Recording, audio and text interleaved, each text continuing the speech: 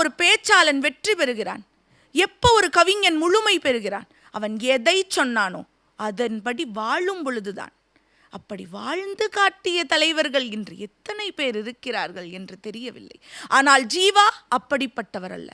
ஒரு முறை ஒரு தொடர்வண்டி பயணத்தில் தான் கட்சிக்காக சேர்த்து வைத்திருக்கும், கட்சிக்காக பல இடங்களிலிருந்து திரட்டிய பணத்தை கொண்டுட்டு போறார். ஆனால் அவருக்கு ஒரு டீ காஃபி குடிக்க கூட அவரிடம் பணம் இல்லை.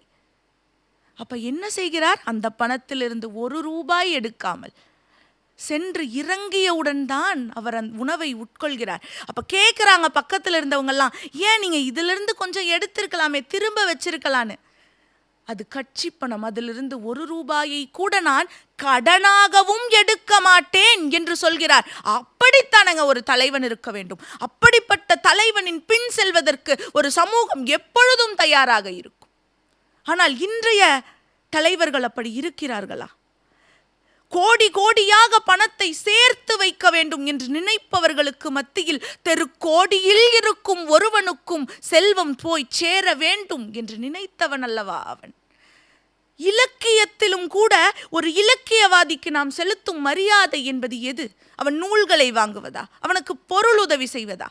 சாமி சிதம்பரனாரின் கட்டுரைகளை பற்றி பேசும் பொழுது ஜீவா சொல்லுகிறார், சாமி சிதம்பரனாரின் இலக்கிய பணியை, அவருடைய நூல்களை வாங்கி வாசியுங்கள், ஏனென்றால் அதுதான் அவர் கலைக்கு நாம் செய்யும் மரியாதை என்று சொல்லுகிறார்.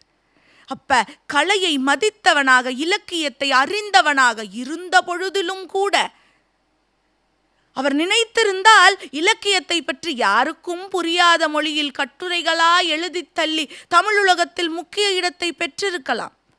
ஆனால் மக்களுக்காக பேசி, மக்களுக்காக வாழ்ந்து, மக்களின் ஒருவனாக, ஒரு எம்எல்ஏ டிராம்ல பயணம் செய்கிறார் என்றால் மக்களுடன் மக்களாக, மக்கள் பயணிக்கும் ஒரு போக்குவரத்தினை ஒரு எம்எல்ஏவா இருக்கிற ஒருத்தர் பயன்படுத்துகிறார்னா சின்ன விஷயம் இல்லைங்க அது. அப்படிப்பட்ட எளிமையான மனிதன்தான். ஆனால் விஸ்வரூபம் எடுத்து நம் முன் நிற்கிறார் ஜீவா.